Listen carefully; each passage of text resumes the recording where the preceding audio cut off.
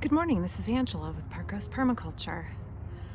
I am 1 block away from my house in the Parkrose neighborhood in Portland, Oregon, visiting my father's house. So my mother was a big gardener, one of the primary inspirations for me to become a gardener. And I helped her garden here for years. And now that she's gone, it's up to me to continue to take care of this garden.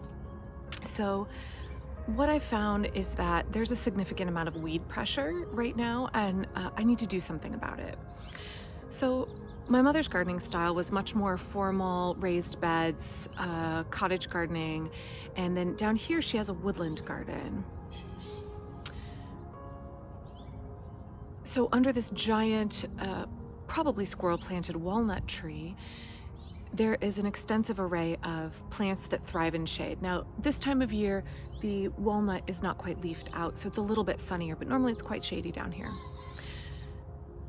I need to find a way to reduce the amount of weed pressure that's happening in the garden and therefore reduce my workload because I have my own garden to take care of and I can't be down here weeding multiple times a week or every week even. So what I've decided to do is to put down a weed barrier. Now, you know that I'm not going to recommend black plastic. Landscape fabric is one of those things I get really irate over. You are creating a problem for you and for future gardeners. It is putting eventually microplastic pollution into the soil. And also, landscape fabric has a way to work itself up to the surface and just become an annoying pain. It's not a good idea. I don't know who ever thought of marketing it. I mean, they sure hoodwinked a lot of people, but landscape fabric is a terrible idea. It damages the soil ecology. It damages the way the plants interact with the soil, and it's pollution, right? It's using a petroleum product that's not going to break down. So instead, hold tight, I have a different solution that is absolutely in keeping with permaculture principles.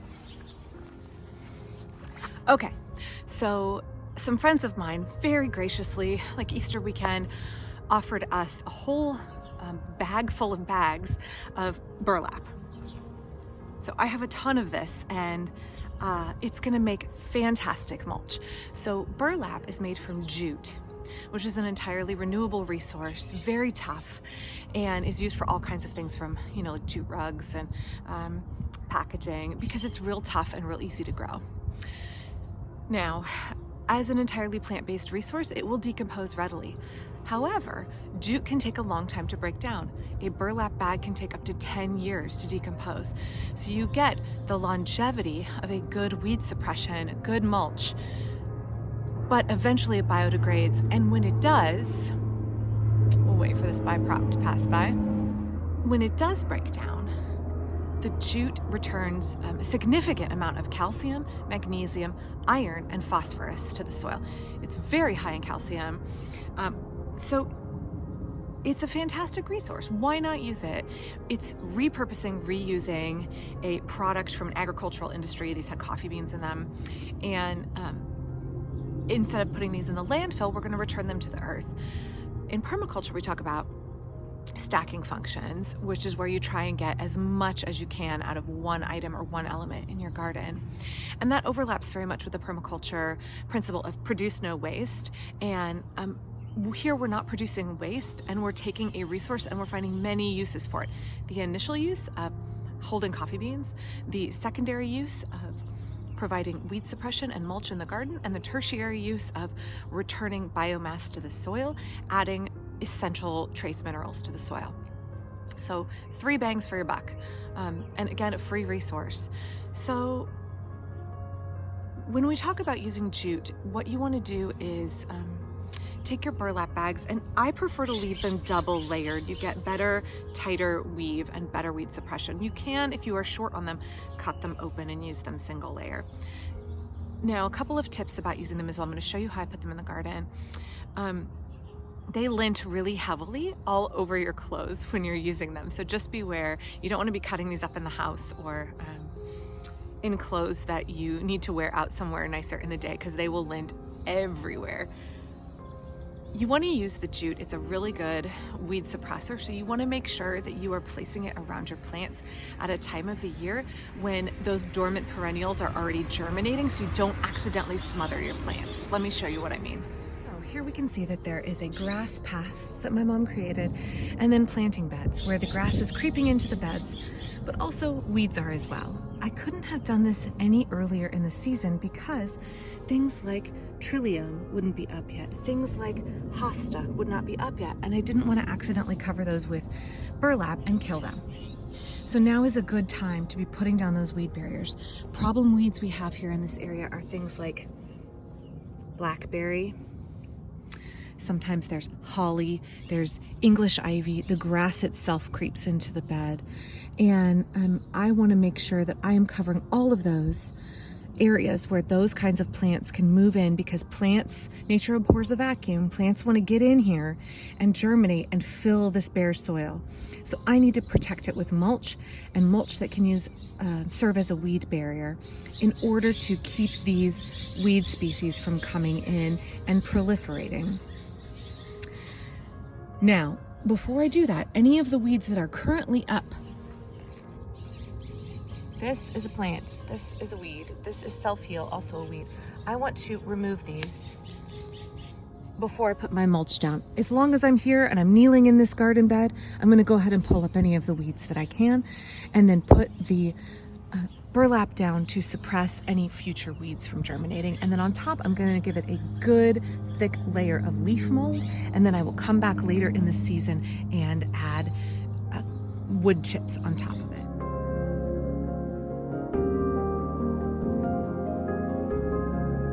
So when putting down your burlap, if you have to work it around a plant, and here I didn't want to damage this hosta or smother it, you can cut a slit. Burlap is really difficult to cut. It is a tough material. I just want to make sure when I've cut it that then I get any of the grass that might peek through, and then I'm going to go ahead and put my leaf mold and mulch on top of this, and that way my hosta can flourish, but I can suppress the weeds around the base.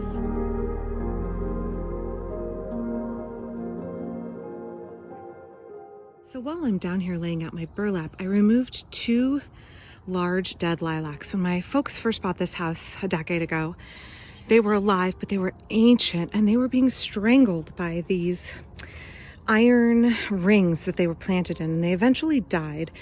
So I removed them, and I'm going to be filling in something else later, but I'm not sure yet. So for now, I'm going to use the dead wood as edging for the bed along with the burlap.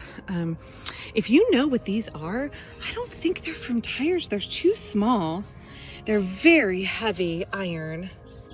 So yeah, if you have thoughts about where these came from, they're probably way more than 50 years old. The lilacs that were here were ancient. So yeah, let me know what you think. Now back to adding more of the burlap.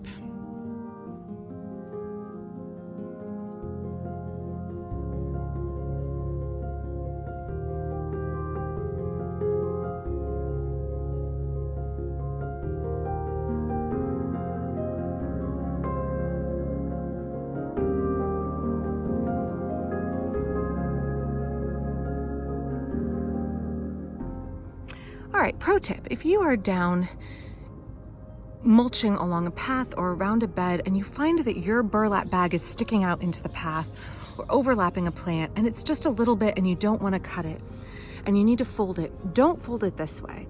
What you find is that when you add your mulch or compost on top, this upward edge, the chipped material will work underneath and force this up and flip it up.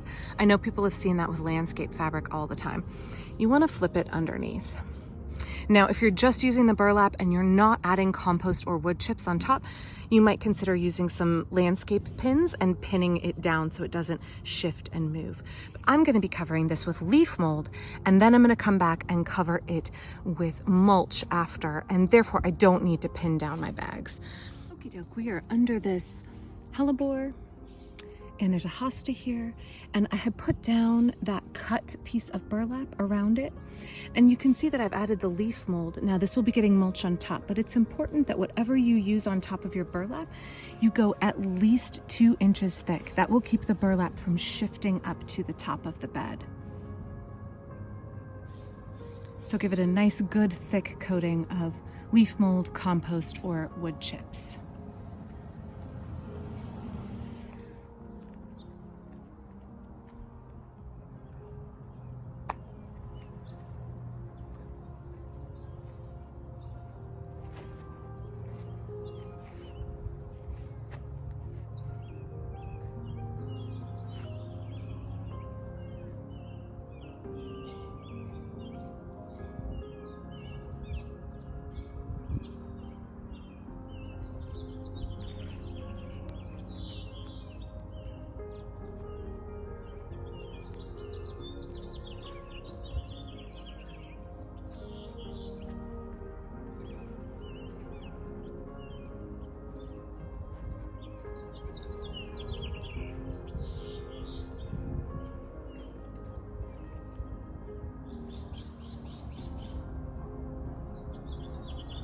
You can see all of the burlap is covered and will suppress weeds.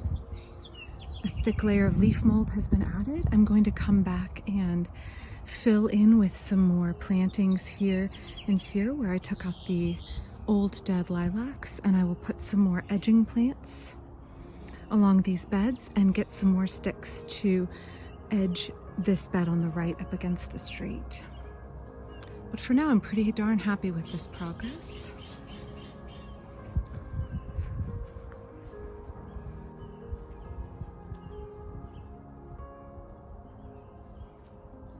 I think I'm gonna head back to my house and have lunch and start working on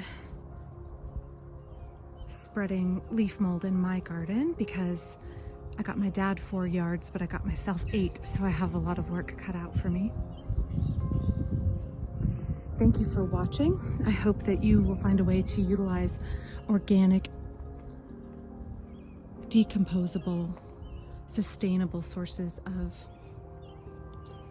sheet mulching where you are, be it with cardboard or newspaper or burlap.